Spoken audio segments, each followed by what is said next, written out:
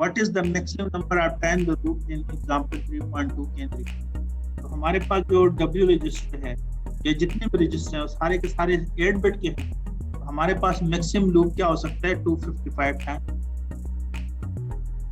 हम चला सकते हैं।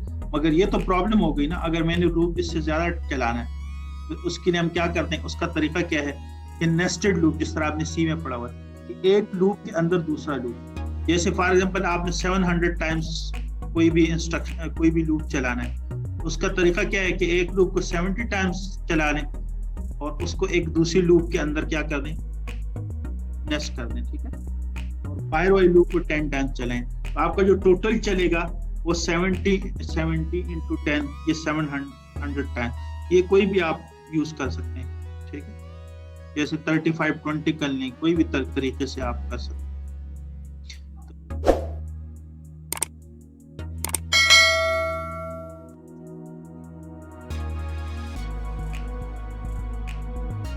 करना है, ठीक है, कि write a program load the port B this is special function register, ऐसे for is for this special function register.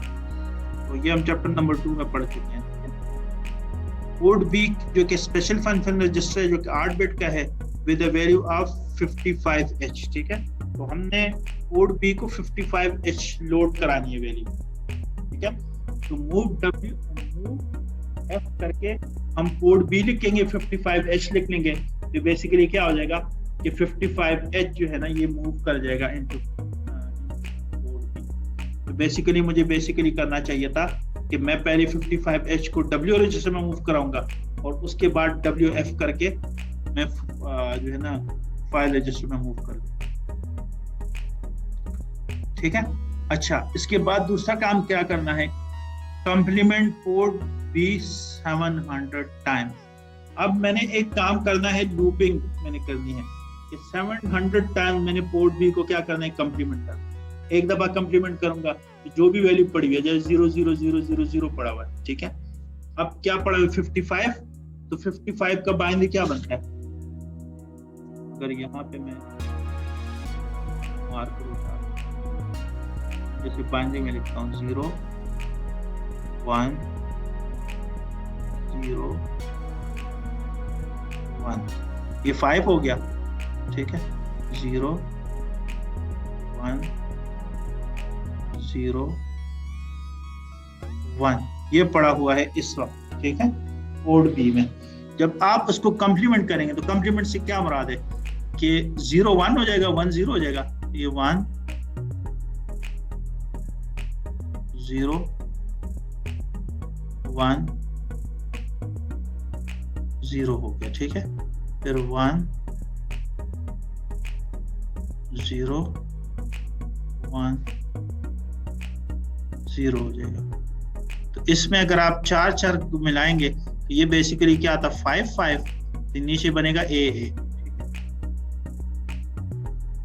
Hexadecimal में 10 के लिए A होता है ना, A 55H या AAH, ठीक है। ये इसके बाद चलेगा, मगर ये काम आपने कितने टाइम्स कराना है, ये कराना है आपने 700 टाइम्स, कितने टाइम्स आपने करना। इसके लिए हम लूपिंग का कॉन्सेप्ट पढ़ रहे हैं, ठीक है। तो इसका तरीका आप कैसे करेंगे, हम सबसे पहले तो मैंने क्या करना है, एक लूप चलाना है ना, तो मगर एक लूप से मेरा काम नहीं चलेगा क्योंकि मेरा रजिस्टर जो है ना 8 बिट के हैं।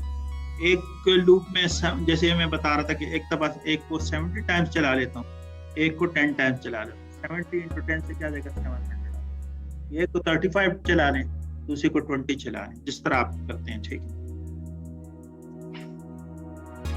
वो आपकी मर्जी है। तो सबसे पहले मुझे क्या चाहिए, 2 काउंटर मैं इसमें यूज करूंगा ना, जैसे वहां पे था काउंट, उसको आपने 10 टाइम्स चलाना था।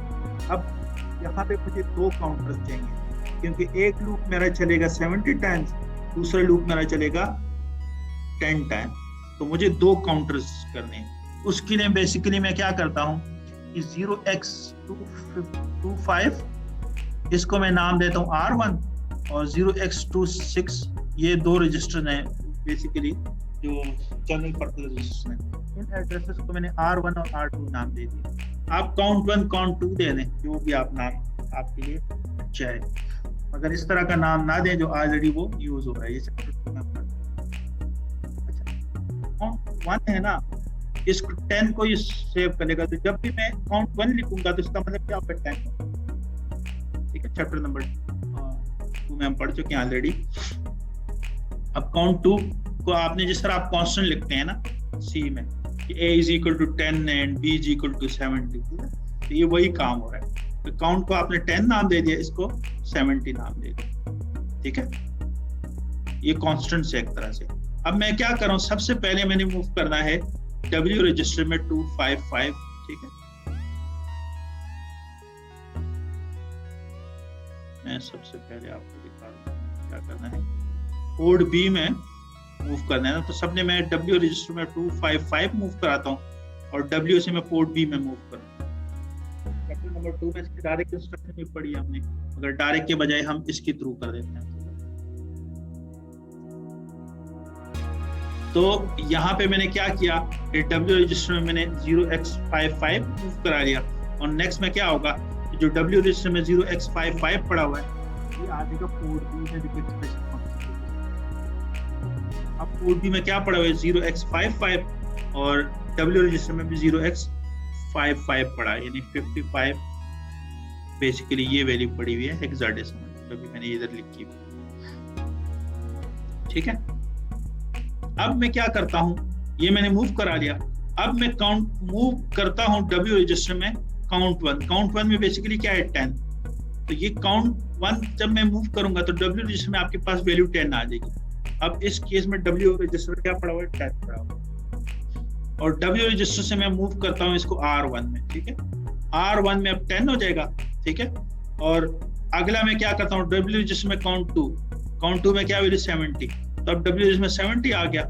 यहाँ पे मैंने 70 मूव कर दिया R2 में, तो R1 में 10 है, R2 में 70। ठीक है, मगर साथ मैंने ये लेबलिंग कर ली। मैं क्यों कर रहा हूँ, ये मैं नेस्टेड लूप कर रहा हूँ। बेसिकली लूप 1 कह दूंगा, इसको लूप 2 कह दूंगा, लेबल्स है ना जो मैंने जंप करानी है।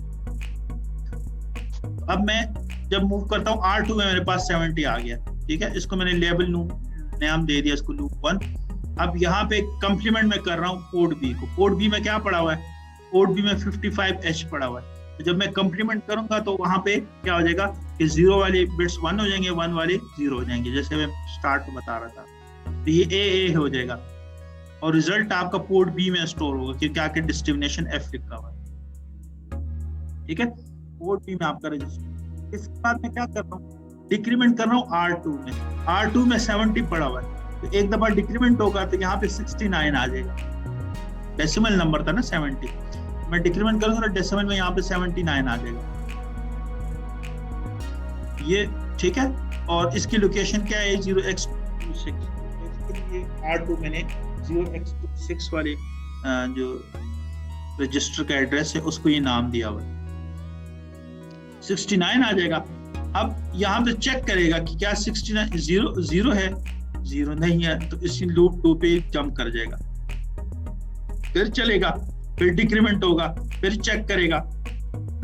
इसी तरह 70 टाइम्स चलेगा ये। जब यहाँ पे 1 हो जाएगा ना, ये जब डिक्रीमेंट करेगा आगे दफा चेक करेगा तो ये फॉल्स हो जाएगा, ये यहाँ पे बेसिकली ये जंप नहीं करेगा, तो फिर नेक्स्ट इंस्ट्रक्शन आपकी चलेगी। ठीक है, अब याद रहे कि इस केस में आपके पास जो काउंटर था ना यहाँ पे R2 ये 0 हो चुका है इंटरनली इस लूप में। अब मैं क्या करता हूँ कि आप डिक्रीमेंट करो, यहाँ पे क्या पड़ा हुआ था 10 पड़ा हुआ है ना, इसको जब मैं एक दफा डिक्रीमेंट करूंगा तो 9 हो जाएगा, यहाँ पे स्टोर करूंगा। नेक्स्ट चेक करूंगा 9 है, अच्छा मैंने बेसिकली लूप 1 पे क्या करना है जंप कर जाना। अब बेसिकली दोबारा से वो काउंटर 2 में जो वैल्यू थी 70 वो दोबारा से R2 में आ जाएगी। अब दोबारा से जब आप R2 में 70 होगी तो फिर ये आपका लूप जो है ना 70 टाइम्स और चलेगा, फिर 70 टाइम्स पहले चला, 70 टाइम्स अब चलेगा 140 टाइम्स। जब यहाँ पे ये 0 हो जाएगा तो ये लूप से बाहर आ जाएगा, लूप से बाहर आ गया। अब दोबारा से R1 में क्या पड़ा होता है 9, इसको डिक्रीमेंट करेगा 8 करेगा, अच्छा चेक करेगा 0 तो नहीं है, हाँ 0 नहीं है, लूप 1 पे जंप कर जाएगा, फिर इसमें 70 मूव करेगा। तो ये 10 टाइम्स यानी 70 into 10 ये 700 टाइम्स ये लूप आपका पास चलेगा, जिसका नेस्टेड लूप।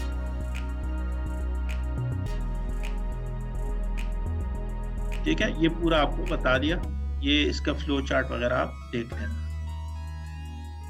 अच्छा, नेस्टेड लूप पे भी आपके पास एक लिमिटेशन है ना, वो लिमिटेशन क्या है कि नेस्टेड लूप आपका मैक्सिमम कितने टाइम चल सकता है। जाहिर है एक रजिस्टर आपका 8 बिट का है, दूसरा रजिस्टर भी 8 बिट का है, तो 255 टाइम्स 255 आप कैलकुलेटर से करेंगे तो आपको पता चल जाएगा इस पे क्या लिमिटेशन है। ठीक है, 255 टाइम्स 255, तो आप देख लें 65,000, ठीक है, 0 यानी 65,025, ठीक है, यानी आप ये समझ लें कि 16 बिट का हो गया ना, 8 और 8 बिट कितने होंगे 16, पर 16 इज 65,025, ठीक है, 65,025। अगर इससे ज्यादा आपने लूप चलाना है, जैसे इस केस में 100,000 टाइम, अब ये 2 लूप से नहीं, ये बेसिकली आपके 3 लूप चलेंगे।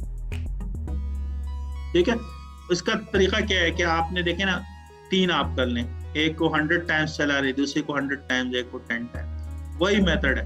ठीक है, इसमें बस अब लूप 2 लूप 1 लूप 3, ठीक है, लूप 1 लूप 2 लूप 3, ठीक है, वही मेथड है सारा। ये कोई मसला नहीं है, आप जितनी मर्जी भी आप पढ़ा सकते हैं, ये आपने नेस्टेड ही करना है। ठीक है।